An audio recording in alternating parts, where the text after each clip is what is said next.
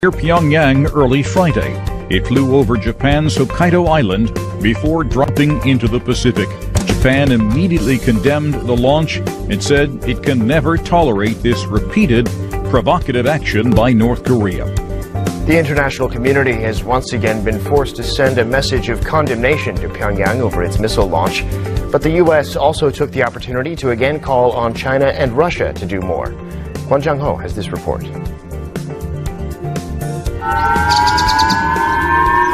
Once again, the residents of Hokkaido, Japan, woke up to sirens warning of a North Korean missile flying overhead. Last month was the first time in 5 years that North Korea had launched a missile over Japan. Now it has happened twice in just over 2 weeks. Tokyo was quick to condemn these actions. North Korea has trampled over the strong will of a united international community to a peaceful solution as seen in the United Nations resolution the other day. We absolutely cannot accept these provocations. In the US, Secretary of State Rex Tillerson released a statement condemning the launch, but also pointed the finger at China and Russia to do more. He said they must indicate their intolerance for these reckless launches by taking direct action of their own, noting that China supplies North Korea with most of its oil and that Russia is the largest employer of North Korean forced labor. Beijing has not yet responded to Tillerson's comments, but did express their own condemnation of the missile launch.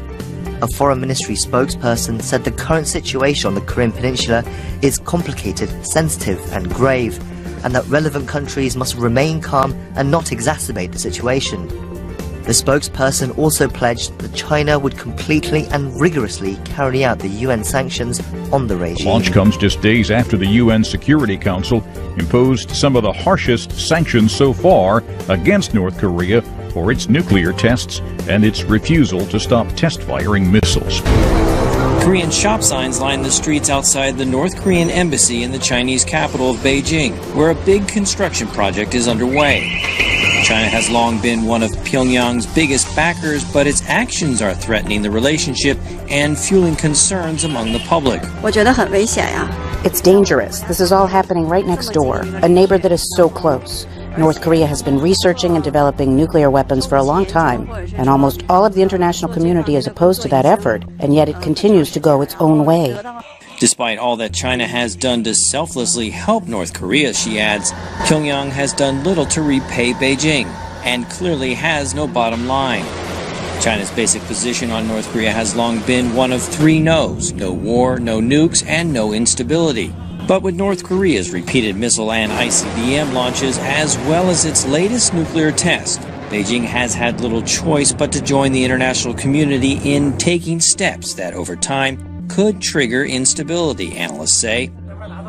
Support for a tougher approach is growing in China, even though there is still skepticism about the effectiveness of sanctions or whether Kim Jong-un really means what he says. I support sanctions if they don't impact the people of North Korea that much. Sanctions on the leadership should be tougher. The best thing would be for everyone to sit down and talk. And I think China should play a mediating role. Talks with North Korea have been stalled for nearly a decade.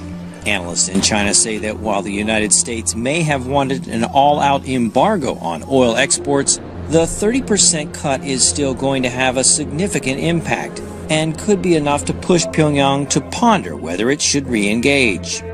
Bill Ide, VOA News, Beijing. Now, North Korea's missile provocation was detected almost immediately by Japan and the United States. Just 3 minutes after the launch, Japan issued a nationwide J alert warning notifying its citizens. And in a swiftly organized media conference, Japan's Chief Cabinet Secretary Yoshihide Suga called Pyongyang's repeated provocations totally unacceptable and said Tokyo would protest in the strongest possible terms. Japan's Foreign Minister Taro Kono reportedly said that, given the range of the missile, he thinks it was an intercontinental ballistic missile. Now, there's been no official response from Washington yet, but the White House says President Trump has been briefed on the situation by his Chief of Staff, John Kelly. The U.S. Pacific Command confirmed the launch, but said it posed no threat to North America or Guam. The UN Security Council will convene a meeting on Pyongyang's missile launch on Friday afternoon local time. This comes on the heels of the UN Security Council resolution adopted earlier this week for the regime's 6th nuclear test. Now, South Korea has convened an emergency National Security Council meeting in response to North Korea's missile launch. President Moon Jae-in presided over it with his top defense and security aides. The meeting ended less than an hour ago, but we're still awaiting details and Seoul's response to North Korea's latest provocation. This is the second time this month, the 5th overall since his inauguration, that President Moon has chaired a National Security Council meeting. The last time was just 12 days ago, when North Korea conducted its 6th and most powerful nuclear test to date. Illicit evasion and a thriving black market continue to mitigate the impact of sanctions intended to deprive North Korea of billions of dollars in revenue and needed components for its nuclear program. The latest round of United Nations sanctions imposed on North Korea this week for conducting its 6th nuclear test, and the restrictions put in place in August for repeated ballistic missile launches, including intercontinental ballistic missile tests, could potentially have a significant impact. The Bank of Korea in Seoul says North Korea's gross domestic product in 2016 was $28.5 billion. The August sanctions would cut that GDP by $3 billion by banning coal, iron, lead, and seafood export industries. The newest restrictions could cost another $800 million by banning textile exports. And reductions in oil and gas imports and limits on worker permits would also cut off needed fuel and funds for North Korea's weapons programs. David Straub is a North Korea analyst with Sejong Institute. If fully enforced, I think that the amount of hard currency that North Korea would lose would be enough to certainly concern the leadership, because they don't have very much hard currency, and this would cause significant problems for them. A significant reduction in hard currency revenue would make it difficult for the military to purchase weapons components and sow discord between leader Kim Jong-un and the elite in the country, whose loyalty is bought to a degree with imported luxury goods.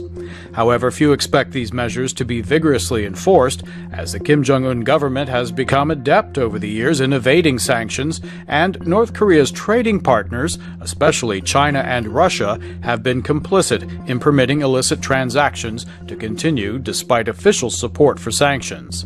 David Albright, a nuclear proliferation analyst with the Institute for Science and International Security, spoke at a U.S. congressional hearing here in Washington on Wednesday. Both countries have gotten away for far too long and have faced too few consequences for